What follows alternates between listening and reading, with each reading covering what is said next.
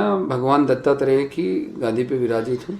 Shrimad Jagat Guru Dattatreya doctor professor अधिवक्ता आचार्य शास्त्री स्वामी ईशोदास ओमराम, ये मेरा आध्यात्मिक परिचय है जी।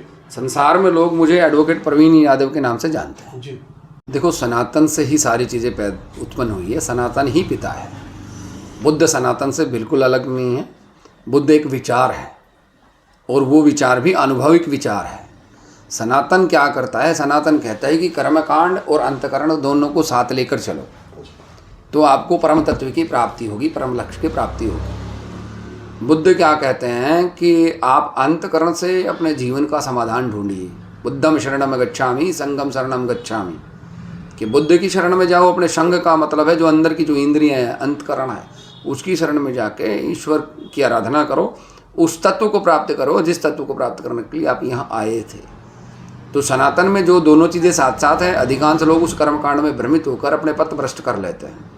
बुद्ध में जो एक ही डिवाइन बताया गया है, तो बुद्ध के पद पे भी चल के आदमी उस तत्व को प्राप्त कर सकता है जी। आपको भारतीय रत्न पुरस्कार भी नवाजा गया है गोवा के अंदर, क्या कहना चाहेंगे? किस तरह का माहौल था और किस वजह से आपको दिया गया? देखो, माहौल तो रविंद्र जी ऐसा था कि एक बहुत ज़्यादा उत्साह था, क्योंकि भारत के जितने भी बुद्धिजीवी लोग हैं हर वर्ग से, वो सारे वहाँ पहुँचे गए थे। और मुझे मेरे एजुकेशन की वजह से, मेरे आध्यात्मिक ज्ञान की वजह से, मेरी आध्यात्मिक जो स्थिति है, जिस लेवल पे मैं बैठा हूँ, आज जगत गुरु की गद्दी पे बैठा हूँ, उस लेवल से मुझे ये भारतीय रत्न प्रदान किया गया है। गुरुग्राम नहीं, मैं तो अगर जगत गुरु गद्दी पे बैठा हूँ तो पूरे विश्व को ही संदेश देता हूँ, सर्वे भवन्ति सुखिनः वा। सनातन धर्म कहता है कि मेरा सबसे बड़ा संदेश ये है कि सत्य में जियो, सत्य में चित्त लगाओ, सच्चिदानंद भला करेगा।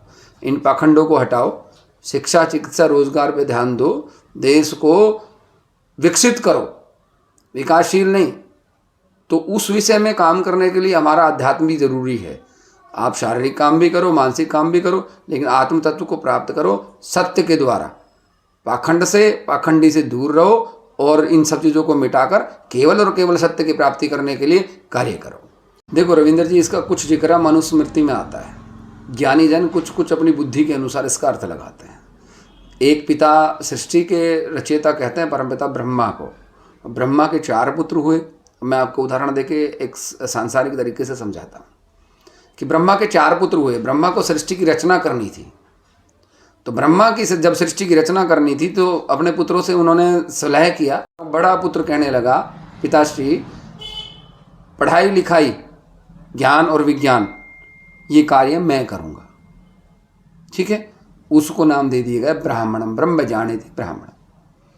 दूसरा बच्चा कहने लगा, पिताश्री, मैं आपके इस धर्म की, इस यज्ञ की और इन धार्मिक ग्रंथों की रक्षा करूँगा। उसका नाम स्त्रिय कहा गया कि ये शस्त्र रख के जो शस्त्र को धारण करे वो स्त्रिय है। तीसरा कहने लगा कि भाई इन सब चीज़ों को चलाने के लिए फाइनेंस की भी आवश्यकता होगी, फंडिंग की आवश्यकता होगी, तो पिताश्री मैं व्यापार करूँगा। उनको वैश्य कहा गया।